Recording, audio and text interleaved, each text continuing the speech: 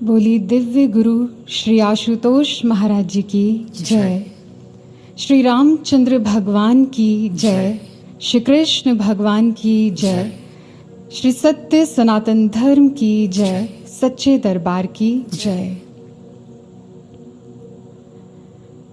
हिंदी काव्य के इतिहास में एक सुप्रसिद्ध कवि हुए हैं डॉक्टर शिवमंगल सिंह सुमन। अपनी एक कविता में वो लिखते हैं, जीवन अपूर्ण लिए हुए पाता कभी खोता कभी, आशा निराशा से घिरा हंसता कभी रोता कभी, गति मति न हो अवरुद्ध इसका ध्यान आठों याम है, चलना हमारा काम है, चलना हमारा काम है। इस विशद विश्व प्रहार में किसको नहीं बहना पड़ा, सुख दुख हमारी ही तरह किसको नहीं सहना पड़ा, फिर व्यर्थ क्यों कहता फिरूं मुझ पर विधाता वाम है, चलना हमारा काम है, चलना हमारा काम है। गुरु भाइयों और बहनों, ये बात बिल्कुल सटीक है कि हम सबके जीवन में कोई ना कोई अपूर्णता है। सुख दुख, लाभ हानि, खोना पाना हम सबके जीवन का अभिन्न अंग है। फिर हम क्यों विषम परिस्थितियों में हताशा और निराशा में घिरकर अपने जीवन की गति और मति को अवरुद्ध कर दें। फिर हम क्यों इन सब कुछ के लिए ईश्वर पर व्यर्थ दोषारोपण करें, क्योंकि दोष तो इसमें ईश्वर का भी नहीं है, तो फिर किसका है। हमारे जीवन के सुख दुख, बाधाओं के लिए, व्याधियों के लिए कौन जिम्मेदार है, कौन है जो इसके पीछे कारण बनकर खड़ा है। आइए इसको जानते हैं। एक बार एक कंपनी के एम्प्लॉइज जब अपने ऑफिस पहुंचे तो उन्होंने अपने सामने दरवाजे पर लगे एक नोट को पढ़ा। उस नोट पर बड़े बड़े अक्षरों में लिखा था कि जो व्यक्ति आज तक आपके और आपकी कंपनी की उन्नति के मार्ग में बाधा बनता आ रहा था, उनका देहांत हो गया है। He has passed away and you all are invited to join his funeral. सभी को उस व्यक्ति की अंत्येष्टि में एकत्रित होना था। अपने सहकर्मी की मृत्यु का समाचार पाकर वो सभी थोड़ा दुखी तो हुए, लेकिन सभी के मन में एक और भाव ने जन्म लिया। सबने सोचा कि चलो ये तो ठीक ही हुआ कि अब वह व्यक्ति नहीं रहा, क्योंकि उसके रहते न जाने कब से हमारे विकास में बाधा उत्पन्न हो रही थी। लेकिन साथ ही सभी लोग ये भी जानने के लिए बहुत एक्साइटेड थे कि आखिर वह व्यक्ति था कौन। इसलिए सभी बड़ी जल्दी ही उस स्थान पर एकत्रित हो गए। वहां उन्होंने देखा कि एक कॉफिन रखा है, एक ताबूत रखा है। सभी अधीर हो रहे थे कि देखें उस ताबूत में कौन लेटा है, कौन व्यक्ति है जो आज तक उनके जीवन में, उनके विकास के मार्ग में बाधा बनता आ रहा था। इसलिए एक एक करके सभी को ताबूत में लेटे उस व्यक्ति को देखने का मौका मिला। लेकिन जैसे ही एक एक करके सबने कॉफिन के अंदर झांक कर देखा तो सभी दंग रह गए, अवाक रह गए। ऐसा लगा मानो किसी ने उनकी आत्मा को जोर से झकझोर दिया हो, क्योंकि जिसको उन्होंने उस ताबूत में लेटे देखा उसकी तो वे कभी कल्पना ही नहीं कर सकते थे। जानते हैं वे व्यक्ति कौन था? आप भी सुनकर हैरान हो जाएंगे। जब उन्होंने ताबूत में झांका तो उन्होंने किसी और को नहीं बल्कि अपना ही चेहरा देखा। कैसे? क्योंकि उस कॉफिन में कोई व्यक्ति नहीं लेटा था, बल्कि उसके स्थान पर एक आईना, एक दर्पण लगाया गया था। इसलिए जब सभी ने उसके अंदर झांक कर देखा तो सबको अपना ही प्रतिबिंब दिखाई दिया। और उस दर्पण के साथ एक संदेश लिखा था। उसमें लिखा था कि केवल एक व्यक्ति है जो आपके विकास की सीमा निर्धारित करने में सक्षम है, और वो कोई और नहीं, आप स्वयं हैं। आपके जीवन में आने वाले हर सुख दुख के लिए, हर उन्नति अवनति के लिए, हर आशा और निराशा के लिए केवल और केवल आप जिम्मेदार हैं, केवल आप हैं। किसी अनुभवी ने इस तथ्य को कैसे समझाया? उन्होंने कहा, The longer I live, the more convinced I become that life is 10% what happens to us and 90% how we respond to it. हम बहुत आसानी से किसी दूसरे पर दोषारोपण कर देते हैं कि अमुक व्यक्ति के कारण मैं ऐसा हो गया, या सो एंड सो परिस्थिति में मुझे ये करना पड़ा, मैं विवश हो गया। जबकि फैक्ट ये है कि हमारे जीवन में हमारे साथ कब क्या घटित होता है, इसमें किसी भी व्यक्ति या परिस्थिति का रोल केवल 10% होता है। काहू न कोहू सुख दुख कर दाता, निज कृत कर्म भोग सब भ्राता। हमारे ही द्वारा किए गए अच्छे या बुरे कर्मों के अनुरूप हमारे जीवन में सुखद या विषम परिस्थिति निर्मित हो जाती है, जिसका इम्पैक्ट हमारे ऊपर केवल 10% है। बाकी का 90% ये इस बात पर निर्भर करता है कि उस आई हुई परिस्थिति को हमने कैसे डील किया, उसको हमने कैसे रिस्पॉन्ड किया। अपने जीवन में उत्पन्न होने वाली किसी भी परिस्थिति को, अच्छी या बुरी, उसको हमने कौन सी दिशा दी, उसमें हमने क्या निर्णय लिया, क्या समाधान किया उसका, अपने जीवन में आई किसी समस्या को कैसे निवारण किया उसका, हमने उस समय को कैसे जिया, इसका पूरा पूरा कंट्रोल केवल और केवल हमारे हाथ में होता है। हम चाहे तो अपने जीवन को ऐसी परिस्थितियों में नकारात्मक दिशा में मोड़ दें, या चाहे तो हम अपने जीवन की गाड़ी को सकारात्मक दिशा की ओर चैनलाइज कर लें। ये हमारे हाथ में है।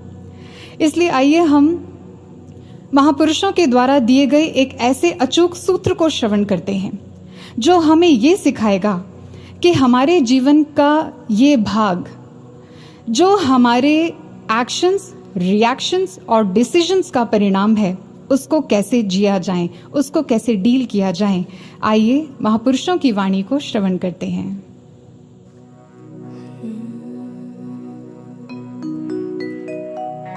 कोटि विघ्न संकट विकट,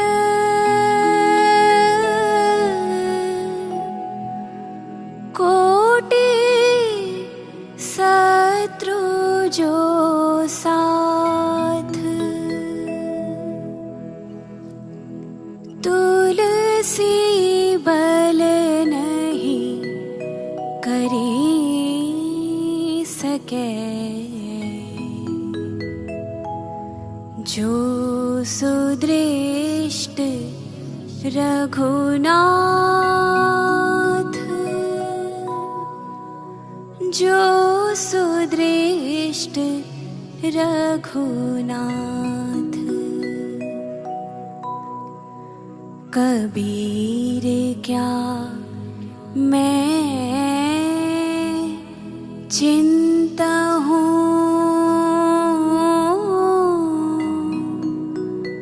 मम चिंते क्या हो, मेरी चिंता हरि करे, चिंता मोहे न कोई,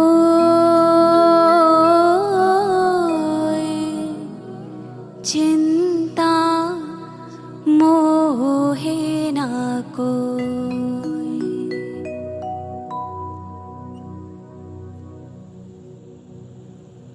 गोस्वामी तुलसीदास जी और कबीर दास जी की वाणी को हमने अभी श्रवण किया। तुलसीदास जी कहते हैं, कोटि विघ्न संकट विकट, कोटि शत्रु जो साथ। चाहे मेरे मार्ग में करोड़ों विघ्न आ जाएं, करोड़ों विपत्तियां आ जाएं, कितने ही संकट, कितनी ही विषम परिस्थितियां मेरे सामने क्यों ना आ जाएं, चाहे करोड़ों शत्रु मेरा मार्ग रोककर मेरे सामने खड़े हो जाएं, मेरे मार्ग को, मेरी उन्नति को अवरुद्ध कर दें, फिर भी मुझे चिंता नहीं है। मैं चिंता नहीं करता। क्यों? क्योंकि मुझे विश्वास है, मुझे पता है कि मेरे रघुनाथ की दृष्टि सदैव मुझ पर है। वो मेरे जीवन में कभी कुछ भी अनुचित नहीं होने देंगे, उसकी कृपा दृष्टि सदैव मुझ पर है। कबीर दास जी कहते हैं, मेरे जीवन में तो चिंता का कोई कारण ही नहीं है, क्योंकि मेरी चिंता तो हरि कर रहे हैं, और जब हरि मेरी चिंता कर रहे हैं तो मैं चिंता क्यों करूं। कितना सुंदर सूत्र है ये, कितना सटीक और अचूक सूत्र है हम सब के लिए। ऐसा नहीं है कि उनके जीवन में कभी बाधाएं नहीं आई, ऐसा नहीं है कि उन्होंने कभी विषम परिस्थितियों का सामना नहीं किया, लेकिन ईश्वर के चरणों में दृढ़ता इतनी, विश्वास इतना कि चिंता नहीं की, इसलिए उन्होंने यही सूत्र सबको दिया, समझाया, ऐसी परिस्थिति जब भी जीवन में आए तो चिंता को नहीं, ईश्वर में अपनी श्रद्धा को बढ़ाएं, ईश्वर में अपने विश्वास को बढ़ाएं। वो कभी आपके साथ कुछ भी अनुचित नहीं होने देगा। एक बार एक दार्शनिक अपने जीवन की एक घटना साझा करते हैं। वो बताते हैं कि एक बार अपनी किसी यात्रा के दौरान वो एक व्यक्ति से मिले। वो व्यक्ति सड़क के किनारे अपने किसी काम में बड़ा तल्लीन था, लेकिन उस व्यक्ति ने उस दार्शनिक का ध्यान अपनी ओर खींच लिया और इसीलिए वो दार्शनिक कुछ देर वहीं खड़े होकर उस व्यक्ति को देखते रहे। वो व्यक्ति काम तो बड़ा साधारण सा कर रहा था, लेकिन उस साधारण से दिखने वाले काम को करने में भी उसको बहुत असुविधा महसूस हो रही थी। वो बड़े कष्ट में था। जानते हैं क्यों? क्योंकि उस व्यक्ति की दोनों टांगे नहीं थी, वो अपंग था। इसलिए उसे अपना छोटा सा काम करने में भी बहुत कठिनाई हो रही थी, बहुत असुविधा हो रही थी। उसे अपना कोई भी काम करने में सबसे ज्यादा समय और परिश्रम व्यय करना पड़ रहा था, जरूरत से ज्यादा। लेकिन उस व्यक्ति की जिस बात ने उस दार्शनिक का ध्यान अपनी ओर खींचा वो ये थी कि इन सब विषमताओं के होते हुए भी, इन सब कठिनाइयों के होते हुए भी, इन सब असुविधाओं के रहते हुए भी उस व्यक्ति के चेहरे पर कोई शिकन नहीं थी। वो बड़ा प्रसन्न था, बड़ी प्रफुल्लता से वो अपना काम कर रहा था। उसके हाव भाव में कहीं भी कोई हताशा, निराशा नहीं थी। ये बात दार्शनिक को बड़ी अटपटी लगी। क्यों? क्योंकि उस दार्शनिक के जीवन में सब कुछ था, सारी सुख सुविधाओं के होते हुए भी अपने जीवन की छोटी छोटी समस्याओं के कारण वो उलझन में था, वो दुविधा में था, वो हताशा में था। इसलिए उस दार्शनिक से रहा नहीं गया। वो उस व्यक्ति के पास गया और उससे पूछा कि भाई, ये सब कैसे हुआ तुम्हारे साथ? उस व्यक्ति ने बड़े मस्ती के अंदाज में उस दार्शनिक को उत्तर दिया। उसने कहा कि सर, कुछ भी तो नहीं हुआ, मैं तो बचपन से ऐसा हूं। उस दार्शनिक ने थोड़ा दुख जाहिर किया और उससे पूछा कि फिर तुम्हारा ख्याल कौन रखता है? उस व्यक्ति ने कहा बड़ी कृतज्ञता के भाव से, मेरी माँ, और उससे भी पहले मेरा भगवान मेरा ध्यान रखते हैं, क्योंकि ईश्वर से भी अधिक और बेहतर ध्यान कोई और रख सकता है क्या? इस पर दार्शनिक ने उससे ऐसा प्रश्न किया। उसने कहा कि फिर तुमने अपने भगवान से कभी प्रश्न नहीं किया? तुमने अपने भगवान से कभी शिकायत नहीं की कि उसने तुम्हें पांव क्यों नहीं दिए? कितना अच्छा होता कि अगर तुम्हारे पास भी पांव होते, तुम्हारा जीवन भी कितना सहज होता। क्या तुमने नहीं पूछा कभी? उस व्यक्ति ने दार्शनिक के इस प्रश्न का उत्तर एक प्रश्न से दिया। उसने पूछा कि सर, क्या आपको कभी कमी महसूस नहीं होती कि आपके पास पंख नहीं हैं? कितना अच्छा होता अगर आपके पास भी पंख होते, आप भी पक्षियों की तरह पंख लगाकर उड़ते, एक स्थान से दूसरे स्थान पर जाने में आपको कोई असुविधा नहीं होती, आपको अपनी यात्राओं के लिए घंटों प्लेन के इंतजार में नहीं खड़े होना पड़ता। क्यों सर, नहीं होती ना कोई कमी महसूस, कोई असुविधा महसूस नहीं होती?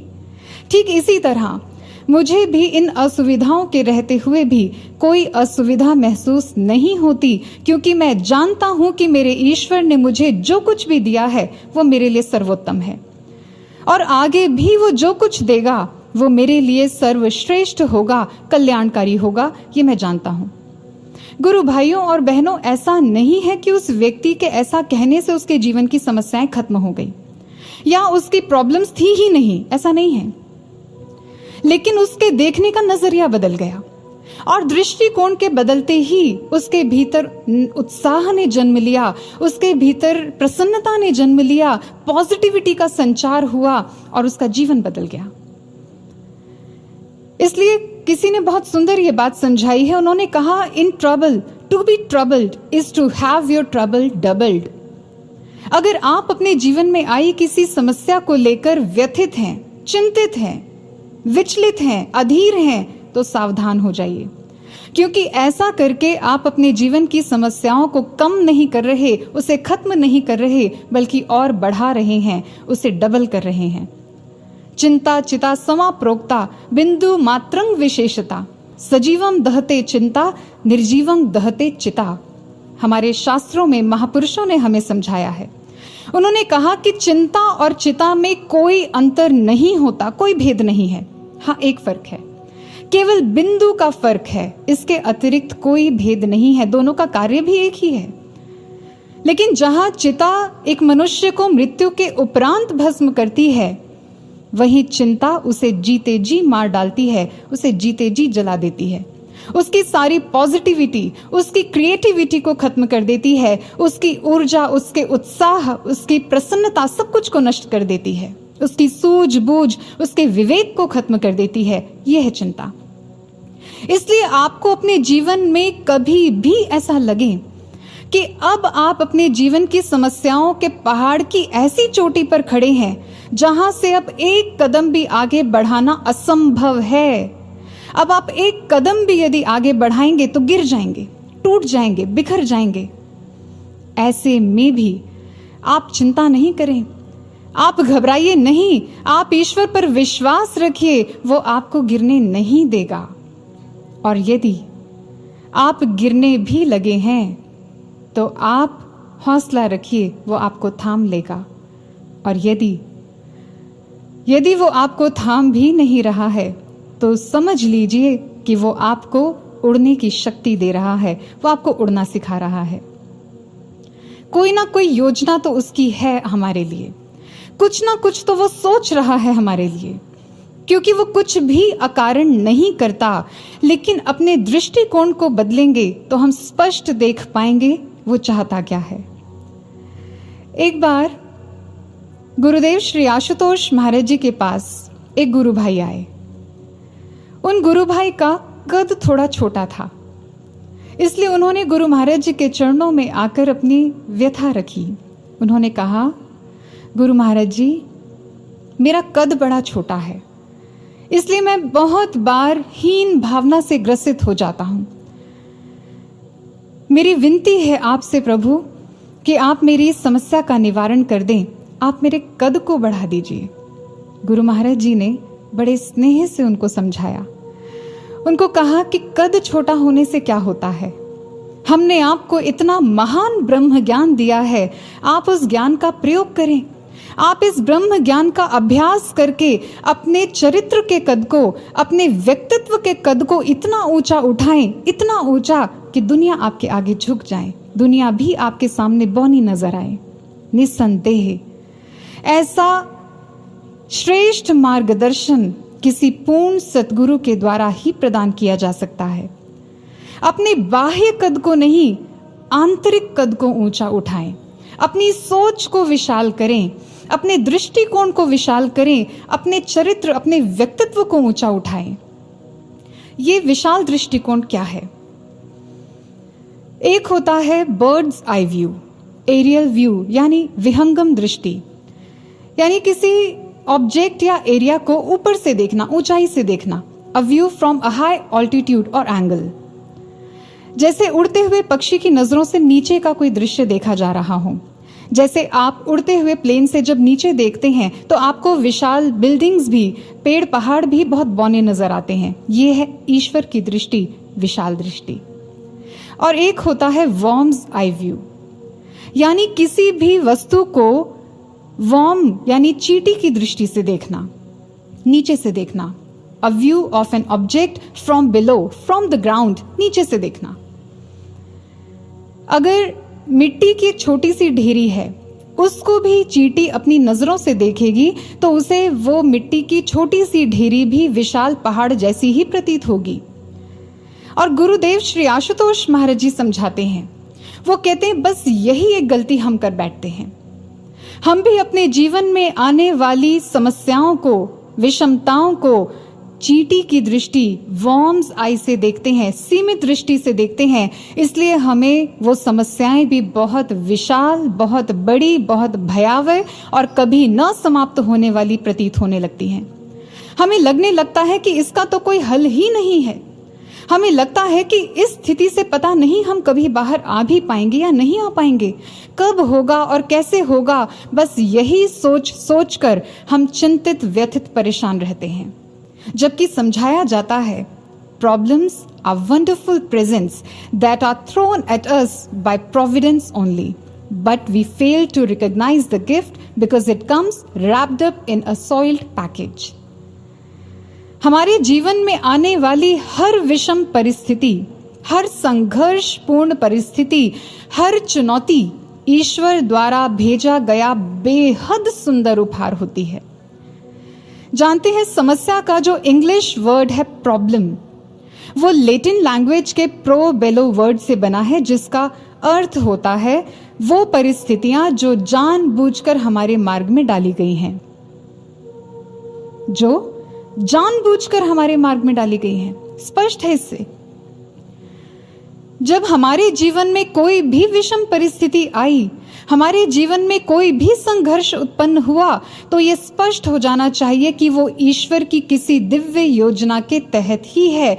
कुछ भी अकारण नहीं है हमारे जीवन में, कोई भी परिस्थिति अकारण हमारे जीवन में नहीं आई है, कोई ना कोई योजना लेकर आई है, उसके किसी डिवाइन प्लान के तहत है। लेकिन हम उसके डिवाइन प्लान को समझ पाए उससे पहले ही हम उस परिस्थिति के भद्दे आवरण को देखकर घबरा जाते हैं, डर जाते हैं, चिंतित व्यथित हो जाते हैं। इसलिए हम उसके अंतिम पड़ाव अर्थात उसके प्रयोजन तक तो पहुंच ही नहीं पाते। इसलिए करना क्या है, ऐसी परिस्थिति में जब भी हमारे जीवन में कोई प्रॉब्लम आती है या आ रही है, चाहे वो फिजिकल हो, चाहे वो साइकोलॉजिकल हो, इमोशनल हो या फाइनेंशियल हो, किसी भी स्तर का संघर्ष जो हमारे जीवन में उत्पन्न हो रहा है या होता है, उसको विशाल दृष्टिकोण से देखें। फिर हम स्पष्ट रूप से समझ पाएंगे कि ईश्वर इन परिस्थितियों में रखकर, इन चुनौतियों का सामना करवाकर, इन संघर्षों को देकर आपके कौन से गुण को निखारना चाहता है, आपको क्या बना देना चाहता है, आपको क्या सिखाना चाहता है, ये स्पष्ट हो जाएगा। आइए इसको हम मरकरी के जीवन से समझते हैं। मरकरी, जिसे पारद भी कहा जाता है, आयुर्वेद की एक स्पेशलाइज्ड ब्रांच है, रस शास्त्र। ये शास्त्र मेनली मरकरी को डेडिकेटेड है, क्योंकि इस शास्त्र में मरकरी की अशुद्धियों, उसकी योग्यताओं, उसकी क्षमताओं, उसके लाभ और उसकी शुद्धिकरण की प्रक्रिया का संपूर्ण ज्ञान और विज्ञान है। और जो फिजिशियंस मरकरी के फॉर्मुलेशन यानी उसके शुद्धिकरण की प्रक्रिया पर काम करते हैं, उन्हें रस वैद्य या रसविद कहा जाता है। ये शुद्धिकरण की प्रक्रिया मरकरी के लिए आसान नहीं होती है। इस प्रक्रिया में मरकरी को स्वेदन, मर्दन, मूर्छन जैसे 18 स्टेजेस से होकर गुजारा जाता है, जो अति वेदनापूर्ण होते हैं, बहुत कष्टदायी होते हैं। ऐसा इसलिए क्योंकि इस प्रक्रिया से गुजरने के बाद ही मरकरी का एक अद्भुत रूप प्रकट होता है। इसलिए इन यातनाओं को सहने के बाद जब मरकरी 16वें और 17वें पड़ाव पर आता है इस प्रक्रिया के, तो उसके भीतर ऐसी चमत्कारिक क्षमता उत्पन्न हो चुकी होती है जिससे वो किसी भी बेस मेटल को सोने या चांदी में परिवर्तित करने योग्य हो जाता है। और इस प्रक्रिया के 18वें यानी अंतिम पड़ाव पर पहुंचकर तो मरकरी ऐसे अद्भुत क्षमता के साथ प्रकट होता है, वो अमृत तुल्य हो जाता है। जो पदार्थ इस प्रक्रिया के प्रथम चरण में जीवन हर लेने वाला विष था, वो ही इन यातनाओं को सहने के बाद, इस सफर के बाद जीवनदायक अमृत बन जाता है। उसे दवा के रूप में प्रयोग किया जाता है। जी हाँ, दवा के रूप में प्रयोग किया जाता है। और लोगों को रोगों के दलदल से बाहर निकाल लेने की इसी योग्यता के कारण ही उसे पारद का नाम दिया गया है। मरकरी की इस ट्रांसफॉर्मेशन की जर्नी को ही कहा गया है a poison that turned nectar, ऐसा विष जो अमृत बन गया। क्या लगता है आपको, मरकरी को इतने टॉर्चरस प्रोसेस से गुजारने का क्या प्रयोजन रहा होगा? उसके पीछे क्या मकसद है? उद्देश्य स्पष्ट है।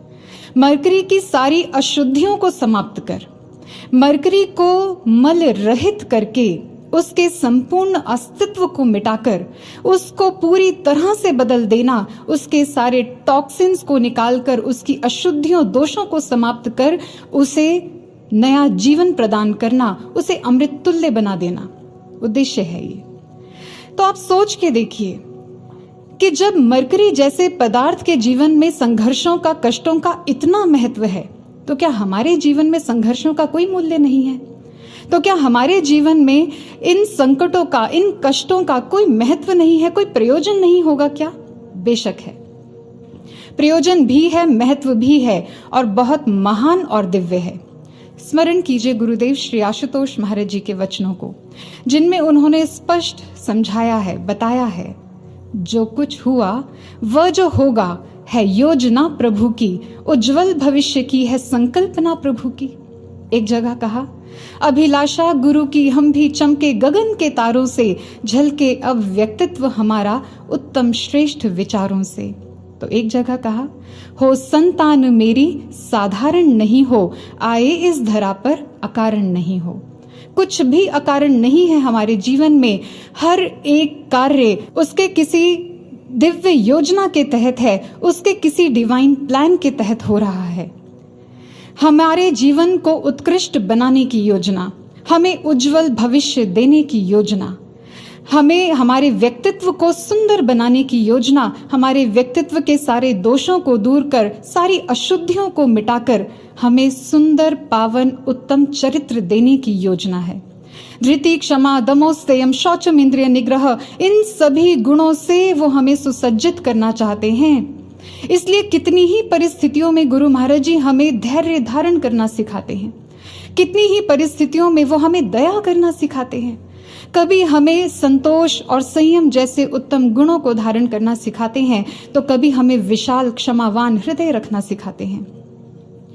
आप जानते हैं कि जितनी कठिन ये प्रक्रिया मरकरी के लिए होती है, उतनी ही कष्टप्रद उसे विष से अमृत बनाने वाले रस वैद्यों के लिए होती है।